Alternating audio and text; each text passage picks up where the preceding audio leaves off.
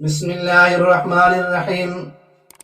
سامعین و ناظرین مکرم، امیر المؤمنین سیدنا عمر بن خطاب رضی اللہ تعالیٰ عنہ کی شہادت 27 ذی الحجہ کو ہوئی یا 1 محرم کو ہوئی، وہ آپ کی خدمت میں پیش کرنے لگا ہوں کہ 27 ذی الحجہ سن 23 ہجری بروز بدھ سیدنا عمر بن خطاب رضی اللہ تعالیٰ عنہ مسجد نبوی میں نماز فجر کی امامت فرما رہے تھے۔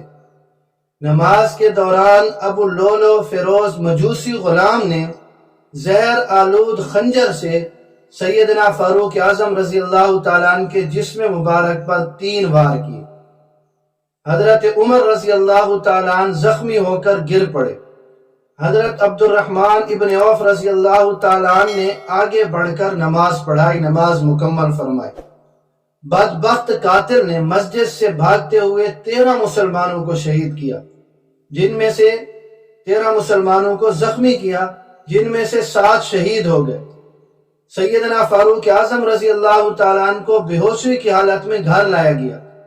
ہوش آنے پر جب آپ کو بتایا گیا کہ آپ کا قاتل مجوسی ہے، تو آپ نے اللہ رب العزت کا شکر ادا کیا کہ حملہ آور مسلمان نہیں تھا، اور اس وقت آپ پر خشیت الہی کی ایسی کیفیت طاری ہوئی کہ اپنے بیٹے عبداللہ کی گود میں آپ کا سر تھا، تو آپ نے اپنے بیٹے سے کہا کہ میرا سر زمین پر رکھ دو تاکہ اللہ رب العزت بھی میرے ساتھ رحم و کرم والا معاملہ فرمائے۔ اس موقع پر سیدنا عبداللہ ابن عباس رضی اللہ تعالیٰ عنہ آپ کو بشارتیں اور تسلیاں دے رہے تھے۔ یہ 3 دن 27 ذی الحجہ سن 23 ہجری بروز بدھ کو یہ خنجر کے ذریعے سے حملہ ہوتا ہے۔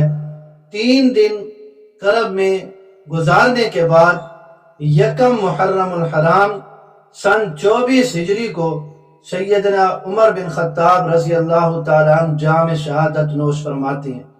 تو لہذا سیدنا فاروق اعظم رضی اللہ تعالیٰ عنہ کی شہادت 27 ذی الحجہ کو نہیں بلکہ 1 محرم الحرام سن 24 ہجری کو ہوتی ہے۔